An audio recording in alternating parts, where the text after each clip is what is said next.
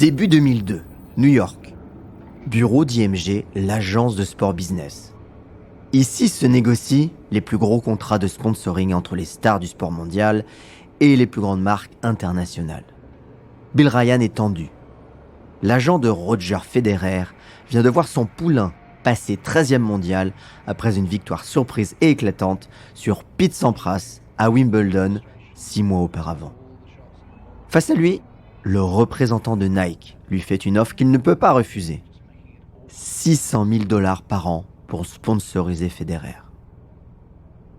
Il s'impatiente pendant que Bill tente désespérément de négocier au téléphone avec Robert, le père de Federer. « Hi Robert, je suis avec Sam Gates pour Nike. Il vient de me proposer $600 000 pour ton fils. » « Génial, on a tellement besoin de cet argent. » Bill retort profite de ce que l'agent de Nike n'entend pas les réponses de Robert pour surenchérir. « Yeah, je suis d'accord avec toi. À moins de $1 million, on ne signe rien. » En face, Sam trépigne. Jamais sa firme ne signera pour ce montant dans un sport qui ne représente même pas 10% du chiffre d'affaires de Nike. À l'autre bout du fil, le père de Federer ne comprend rien, surtout pas les réponses de l'agent de son fils. « Bon sang, Bill, ne merde pas, on a besoin de cet argent, c'est l'avenir de Roger qui est en jeu. »« Je te rappelle, » lui répond Bill avant de raccrocher brutalement. L'atmosphère du bureau se refroidit d'un coup. L'hiver new-yorkais semble s'y être engouffré sans prévenir. La négociation a capoté. Sam refuse d'aligner les $1 million. Federer et son agent vont pourtant remonter au filet et conclure le deal quelques semaines plus tard. Aujourd'hui, je vous amène sur les pas de Roger Federer, le sportif devenu entrepreneur, l'homme qui bâtit une fortune considérable et élève la marque Roger Federer au firmament. J'en profite pour vous rappeler que j'ai un Patreon et donc vous pouvez contribuer pour m'aider et soutenir ce podcast, patreon.com/l'apprenti. Merci beaucoup. Bienvenue sur l'apprenti. Avec l'apprenti, je vous apprends tous les secrets des entrepreneurs en moins de 30 minutes tous les jeudis et le tout en s'amusant. Je m'appelle Laurent Brouat, je suis entrepreneur. J'ai créé et revendu ma boîte en 10 ans et ça, c'est toute une histoire. L'apprenti est un podcast produit par Inspire Média, le média qui raconte les histoires de ceux et celles qui entreprennent.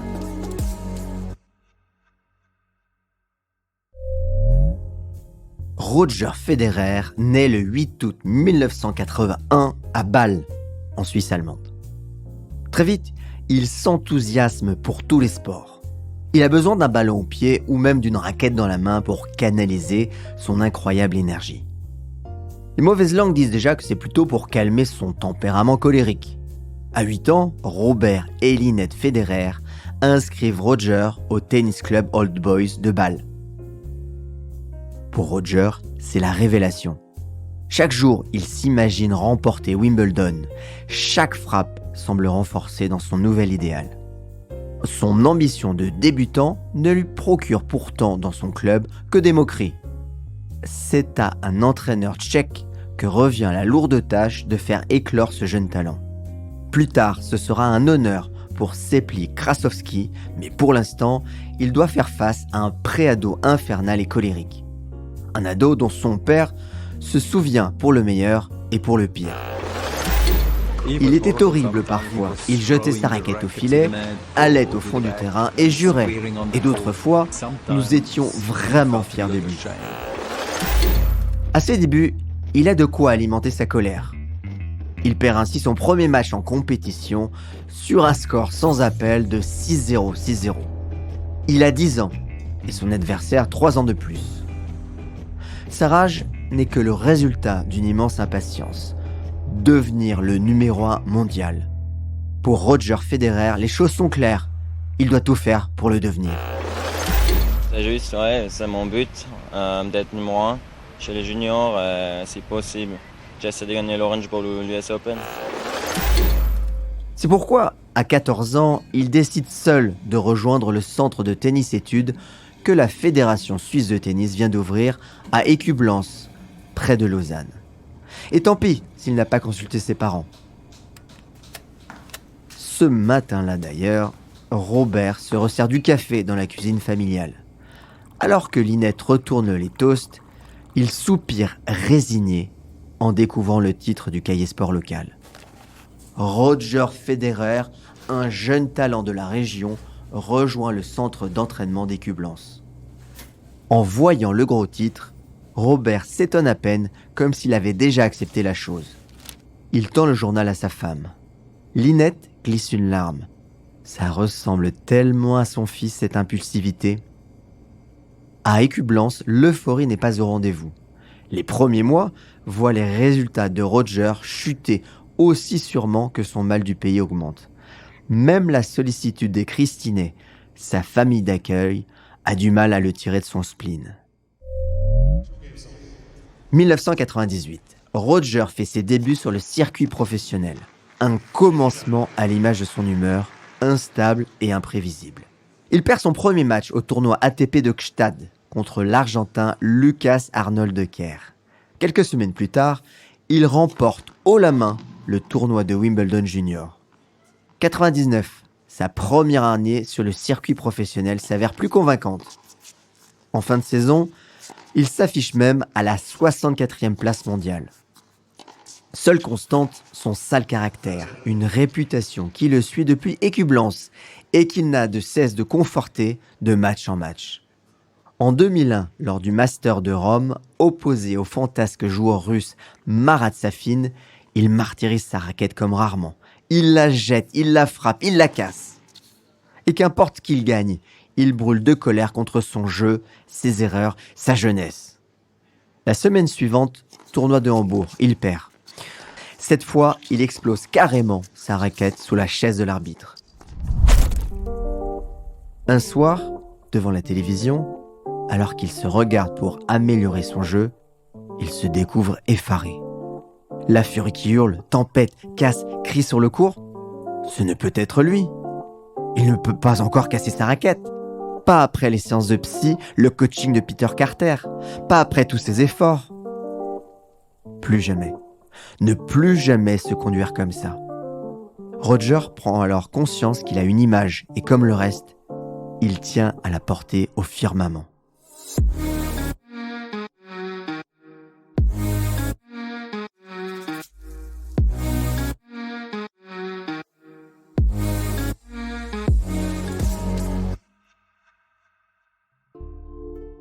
En vérité, son comportement au quotidien se révèle beaucoup plus contrasté que ce qu'il donne à voir sur le court. Les Christinais, sa famille d'accueil à Écublens, gardent le souvenir d'un garçon complexe et attachant. Surtout, Roger a besoin d'un entourage exigeant et bienveillant pour donner le meilleur de lui-même. Une seconde famille se constitue alors, très vite, autour de ce jeune homme hors norme. C'est d'abord Peter Carter, son entraîneur, qui devient son véritable mentor. Ensuite, Pierre Paganini, son préparateur physique, qui joue encore ce rôle aujourd'hui, 20 ans plus tard. Le jeune homme, dès le début, va affirmer sa fidélité aux personnes, mais aussi aux marques. Peter Carter, recruté par la Fédération de tennis suisse, comprend vite comment fonctionne le jeune Roger. Plutôt que de vouloir le faire entrer dans un moule, il exploite les forces du jeune homme. On lui doit d'ailleurs le fameux revers d'une seule main de Federer. Alors que Roger est éloigné de sa famille, Peter joue le rôle d'un père et d'un psychologue et contribue à l'émergence de ce qui va devenir la marque RF, Roger Federer. Un travail qui ne manque pas de donner des résultats. L'année 2001 amorce la naissance d'un champion. Titré à Milan, quart de finaliste à Roland-Garros, tête de série numéro 15 à Wimbledon. À 19 ans, Federer semble répondre aux espoirs qu'on a placés en lui. Mais Federer vise pour lui-même toujours plus haut. Le 3 juillet 2001, il terrasse Pete Sampras, 6e mondial, mais tête de série numéro 1. Triomphateur incontesté de Wimbledon depuis 1996.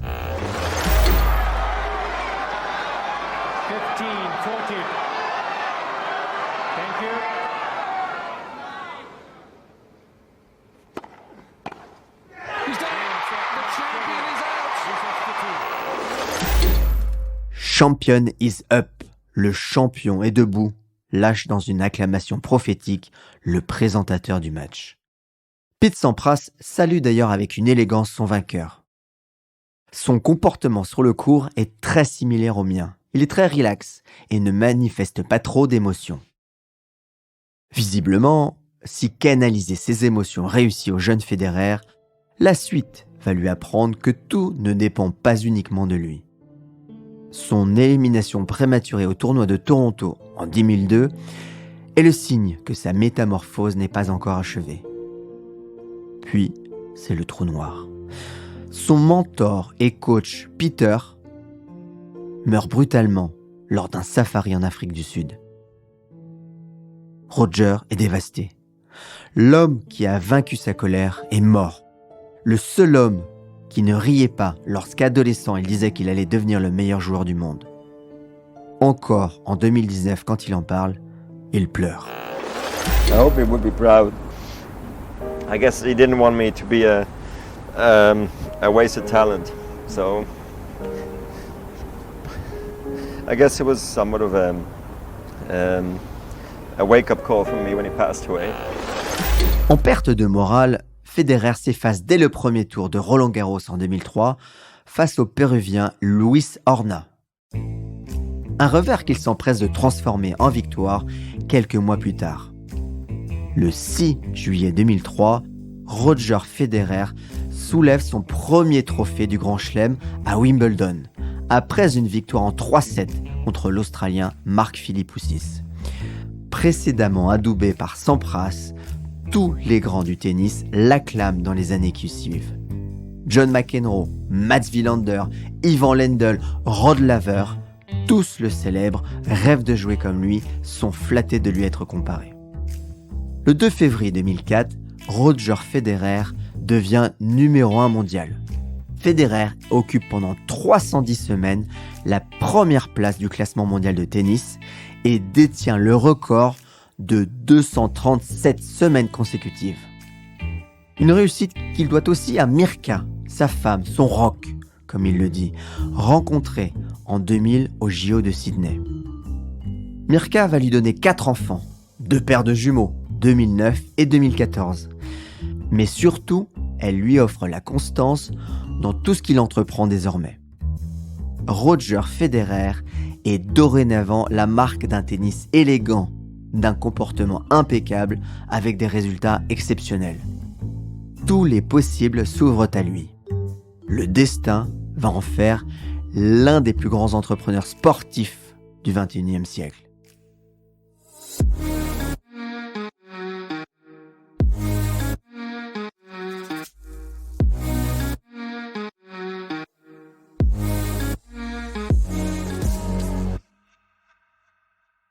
À l'aube des années 2000, la partie sponsoring et relations avec les marques est gérée par un cercle de proches au centre duquel se trouve sa femme Mirka.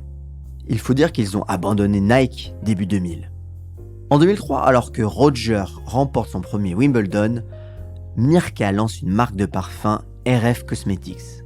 La progression sportive de Federer les années suivantes est spectaculaire, celle de sa marque beaucoup moins.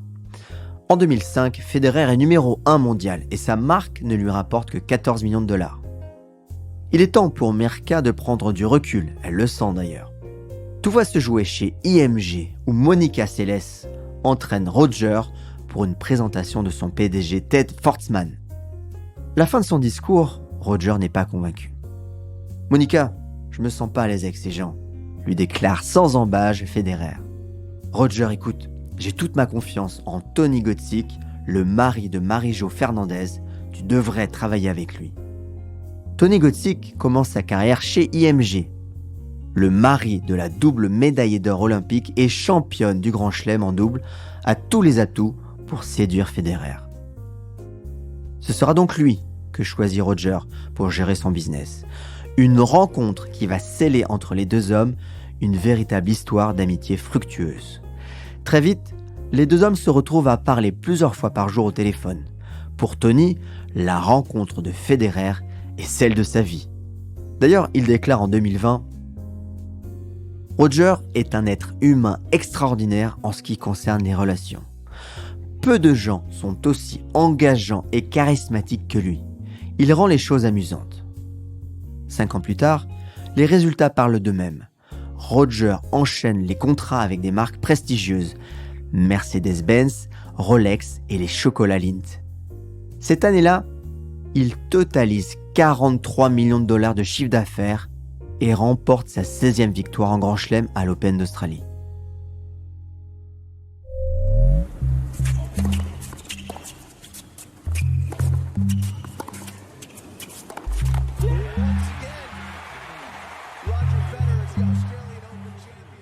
La même année, Federer renouvelle son contrat avec Nike pour 10 ans.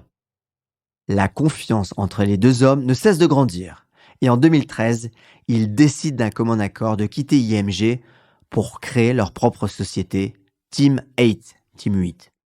Tony et Roger ont des idées qu'ils ne peuvent réaliser que seuls. Pour s'imposer, la marque RF doit être totalement autonome et se dégager des contingences du tennis mondial. Roger Federer crée en 2017 la Laver Cup, un tournoi d'exhibition où se rencontrent les meilleurs joueurs de l'année. Une manière pour lui de faire un pas de côté du circuit ATP. Tony et lui imposent également une prime de présence sur les tournois de moindre envergure. Une sorte de garantie qui peut monter à plusieurs centaines de milliers de dollars pour s'afficher sur un tournoi. Autrement dit, à chaque fois que Federer vient sur un tournoi, il demande de l'argent. Team 8 est une réussite. Bureau à Cleveland et à New York, 20 employés qui gèrent et représentent des athlètes de haut niveau, y compris dans le monde du football ou du hockey sur glace. Rugueux et difficile en affaires, Federer continue pourtant d'imposer sur le terrain son image de sportif élégant. Un esthète du tennis proche du public qui convainc par sa gentillesse et sa disponibilité. Le principal trait de votre caractère?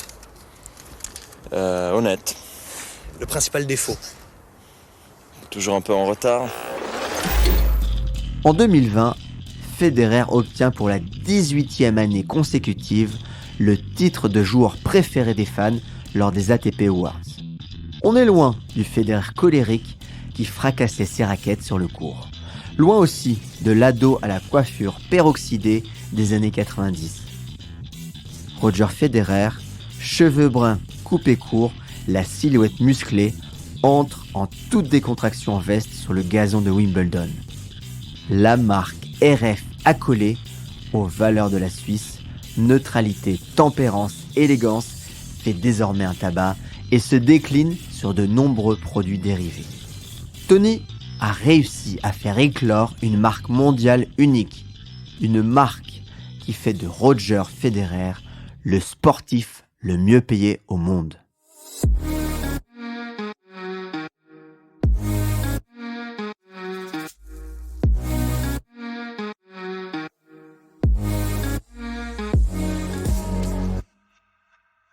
Pour Roger, l'argent n'est pas une fin en soi, et c'est paradoxalement ce qui va porter sa marque au pinacle. C'est quand même un excellent négociateur, hein. Au fil des années, il va devenir un véritable joueur marque, à l'instar de Cristiano Ronaldo ou Lionel Messi. Quand on pense sport et business, on pense souvent que les footballeurs sont les mieux lotis. Pourtant, le sportif le mieux payé de la planète est un tennisman et il s'appelle Roger Federer. Si le joueur suisse est 4e au classement ATP, il est premier du côté des banquiers. Avec 106,3 millions de dollars perçus ces 12 derniers mois, il arrive en tête devant tous les autres sportifs du monde selon le classement Forbes. Derrière, on retrouve les footballeurs Cristiano Ronaldo, 105 millions de dollars et Lionel Messi, 104 millions de dollars. Le champion ne fait jamais rien à moitié.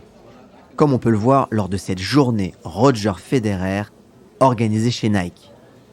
Ce jour-là, Cindy Picaboo s'en rappelle parfaitement. Cette jeune responsable marketing est attablée à la cantine de Nike avec quelques collègues. Autour de la table, les collaborateurs sont tous excités à l'idée de rencontrer leur idole. Cindy, elle, le barista pour qu'il leur apporte un café. L'homme s'approche d'eux et avec un sourire taquin leur demande « Bonjour, qu'est-ce que je peux vous servir ?» 3 cafés et un latte, répond Cindy, avant d'ouvrir des yeux ronds comme des soucoupes. Répond le barista. Je crois que je ne sais pas vraiment faire le café. Je m'appelle Roger Federer, ravi de vous rencontrer. Enchaîne le champion, ravi de sa blague. Et Federer de terminer sa journée en jouant à la Wii avec les collaborateurs de Nike. Attendu comme une star il se présente comme un parfait kidam, et c'est là tout le style de Federer. Simplicité et fidélité sont ses marques de fabrique. Tous ses partenaires s'inscrivent dans le long terme et avec des marques reconnues comme Nike, Rolex, Mercedes, Barilla, Lindt, Crédit Suisse. Si côté court, sa personnalité de gentleman hors pair ne fait pas de doute, côté jardin, il développe une véritable posture de businessman. Roger possède un instinct stratégique redoutable et se retrouve aussi à l'aise sur un court de tennis que dans la salle d'un conseil d'administration. À tel point qu'on lui reproche parfois de n'être finalement qu'un pur produit de consommation. Et c'est vrai que les 106 millions d'euros que lui rapportent ses sponsors en 2019 vont plutôt dans ce sens. Roger Federer s'affiche régulièrement depuis plusieurs années dans le classement Forbes des sportifs les mieux payés au monde.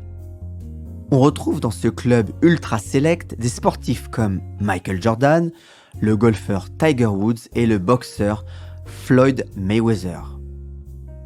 Le businessman se révèle aussi habile dans la gestion de ses réseaux sociaux. Réputé pour les gérer lui-même en direct, il adopte un positionnement premium tout en affichant son éternelle simplicité et une proximité de bonne loi. Et autrement, c'est vrai, avec les réseaux sociaux, on peut mieux encore jouer avec les fans, donner plus d'infos. À l'époque, j'avais aussi plaisir, mais je ne pouvais pas peut-être aussi le partager aussi facilement. Il porte la marque RF au firmament et son appétit sur le court n'a d'égal que celui dans ses affaires. En 2018, revenu au top après une blessure, le sportif étonne encore lorsqu'il se classe à la première place mondiale. Pourtant, à 37 ans, le champion apparaît à l'aube de sa retraite. Qu'importe si Federer en a conscience, il n'en laisse rien paraître. Avec l'aide de Tony Godsick, il signe un contrat de partenariat exceptionnel de 300 millions de dollars sur 10 ans avec Uniqlo, la marque de vêtements. Il délaisse Nike, son partenaire de toujours. La firme emblématique garde pourtant la marque RF qu'elle possède contractuellement. Tony et Roger entament alors un nouveau match contre l'équipementier. Objectif, reprendre les droits de la marque RF.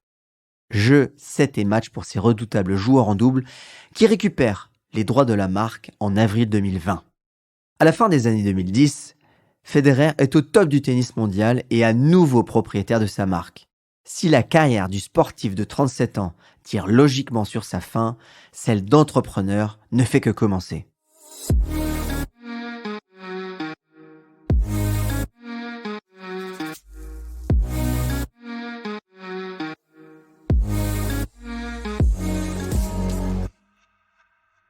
La bataille avec Nike laisse des traces pour Roger Federer qui décide d'en tirer des leçons. Il ne veut plus jamais laisser sa marque lui échapper. Roger Federer, pour parer à toute nouvelle tentative d'appropriation, se retrouve désormais à la tête de 6 marques. The Roger Clubhouse, The Roger Wildcard, je vais y arriver, The Roger Center Court et The Roger.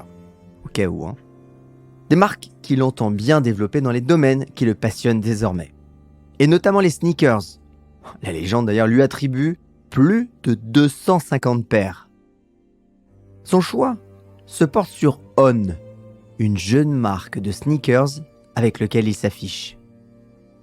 Caspar Coppetti, le cofondateur de la société On, découvre un jour de 2019 le champion chaussé d'une des paires de son entreprise. Un dîner new-yorkais la même année entre Caspar et Roger va créer plus qu'une relation. Un partenariat. À table, le courant passe aussitôt entre les deux hommes qui partagent manifestement la même fibre entrepreneuriale. Roger, nous sommes très fiers que tu portes nos chaussures. Tu es un ambassadeur formidable pour la marque. Merci Caspar, mais je me sens plus qu'un ambassadeur pour On. J'ai envie d'autre chose. Pour Caspar, la perche tendue est trop belle. Que veux-tu ? Si c'est investir chez nous, nous serons ravis. Le dîner se conclut par une poignée de main et une bouteille de champagne. La suite se révèle être un grand chelem pour On Running, c'est le deuxième nom de On. Federer rejoint la start-up avec une triple casquette, investisseur, designer et ambassadeur. Le montant de son investissement est évalué, selon les sources, de 45, c'est vaste, à 140 millions d'euros.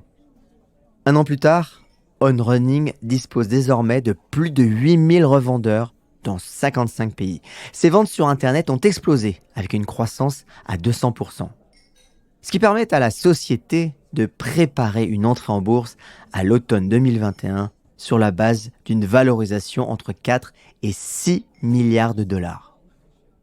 Pour Federer, sa relation avec On Running s'inscrit dans une véritable passion pour les sneakers et pour la mode d'ailleurs. La mode qu'il adore à tel point qu'il veut lancer une ligne de vêtements. Et pour ce faire, il s'offre les conseils, excusez du peu, de son amie Anna Wintour, la rédactrice en chef de Vogue USA, comme elle explique ici d'ailleurs. Roger est un jeune homme naturellement élégant et il a parfaitement compris le pouvoir de l'apparence. Si le businessman fait feu de tout bois, le champion de tennis doit faire face à un nouveau revers. Une 3e opération du genou. En 2021, il ne dispute que 13 matchs sur 5 tournois et échoue en quart de finale à Wimbledon. Le Phoenix n'a pourtant pas dit son dernier mot. Une chose est sûre, il sait toujours trouver aide et réconfort auprès des siens. Des proches, étonnamment à son image, un pied dans le tennis et l'autre dans les affaires. À l'instar du milliardaire George Paulo Lehmann, ancien champion de tennis, chez qui Federer s'est entraîné à plusieurs reprises, qui est aussi milliardaire et businessman. On prête d'ailleurs à cet actionnaire majoritaire du groupe Kraft Heinz et de la chaîne Burger King d'avoir accompagné les premiers pas de Federer dans le business. Et si 2021 pourrait signifier les derniers pas de Federer dans le tennis? Il semble prêt à déployer ses ailes dans beaucoup d'autres domaines.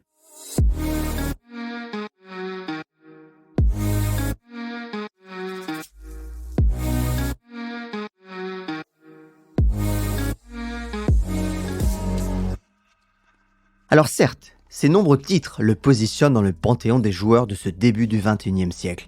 Mais face à lui, on trouve des sportifs comme Djokovic et Nadal au palmarès aussi impressionnant. Federer s'impose aujourd'hui avant tout comme un entrepreneur. Si la fin de carrière s'apparente pour beaucoup de sportifs à une mise à la retraite, pour le champion, elle signifie plus de temps pour développer ses nombreuses activités. L'homme qui a déjà gagné 1 milliard de dollars au cours de sa carrière, dont 110 millions d'ailleurs juste sur le tennis, ne va sûrement pas s'arrêter là. Et même s'il sait se présenter et agir en homme simple, comme il explique aux Parisiens en 2009. J'espère que les gens se souviendront de moi comme d'un bon gars qui a fait de bonnes choses sur le circuit, que les gens disent que j'ai été exemplaire, que je n'ai pas seulement pensé à moi et à ma réussite. Chacun est pourtant en droit de se demander qui de l'homme ou de la marque se souviendra-t-on vraiment ? Et ça, c'est une autre histoire. Alors je remercie tous les contributeurs du Patreon qui me soutiennent et que je kiffe. Florent Le Tourneur, Ingrid Musignato, Mélina Moussali, Mathieu Chérubin, Alain Rochard, Colombe Palan, Guillaume Rigal, Valentin Meunier et Emmanuel Larras. Encore une fois, merci beaucoup. Merci. Je crois que c'est le mot le plus simple pour exprimer ce que je ressens là maintenant. Merci d'avoir pris le temps d'écouter car ce podcast représente beaucoup de travail. D'ailleurs, pensez bien à mettre des étoiles et à parler de ce podcast autour de vous seulement si vous avez appris des choses ou si vous avez été inspiré. Ce podcast a été écrit et réalisé grâce à Thibaut, Frédéric et Marie. Allez, je vous donne rendez-vous au prochain épisode.